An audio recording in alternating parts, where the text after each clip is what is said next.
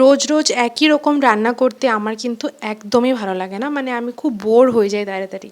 তো আজকে একটা আলাদা রকম জিনিস বানাচ্ছি, যেটা হচ্ছে ধোকার ডালনা। তোমরা অনেকেই হয়তো খেয়েছো, অনেকে কেন বলছি, সবাই হয়তো খেয়েছো। তো আজকে আমি কিভাবে বানাই সেটা তোমাদের সাথে শেয়ার করছি। এখানে ফার্স্টে আমি ছোলার ডালটাকে জলের মধ্যে কিছুক্ষণ ভিজিয়ে রেখেছিলাম, 1-2 ঘন্টার মতন। তারপর ওটার মধ্যে লঙ্কা আর নুন দিয়ে ভালো করে এখানে পেস্ট করে নিলাম। তারপরে এখানে আমি একটুখানি কড়াইয়ের মধ্যে জিরে ফোড়ন দিচ্ছি, আর ভালো করে যখন ভাজা ভাজা হয়ে যাবে তারপর এখানে আমি অ্যাড করলাম হচ্ছে হিং দেওয়ার পর এখানে একটু আদা দিয়ে ভালো করে এটাকে একটু ভাজা ভাজা করে নিলাম, যাতে একটা সুন্দর গন্ধ বেরোয়। আর তারপরে যে পেস্টটা আছে সেটাকে আমি ডালের মানে তেলের মধ্যে দিয়ে দিলাম, ভালো করে ওটাকে এদিক ওদিক করে একটুখানি মিক্স করে ভালো করে ওটার মধ্যে মিক্স করার পর লাল লঙ্কার গুঁড়ো আর তারপর একটুখানি জিরের গুঁড়ো আমি দিয়ে দিয়েছি। আর সেটাকেও ভালো করে মিক্স করে যতক্ষণ ওটা কিন্তু কড়াইতে থাকবে ওটা ভালো করে আমি মিক্স করতে থাকি, যাতে নিচে না লেগে যায়।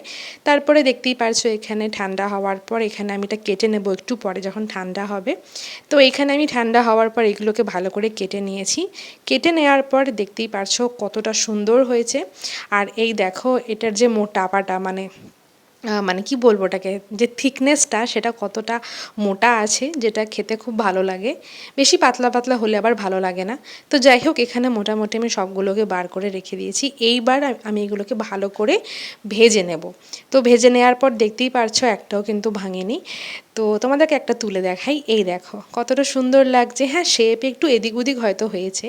তারপর এখানে তেলের মধ্যে একটু জিরে দিয়ে তেজপাতা দিয়ে এখানে মশলাগুলোর সাথে একটু আদা আমি বাটিতে মিক্স করে রেখেছিলাম, সেগুলোকেও তেলের মধ্যে দিয়ে দিলাম। ভালো করে মশলা কষিয়ে নেওয়ার পর আমি আলুগুলোকে দিয়ে সেদ্ধ করে নিয়েছিলাম।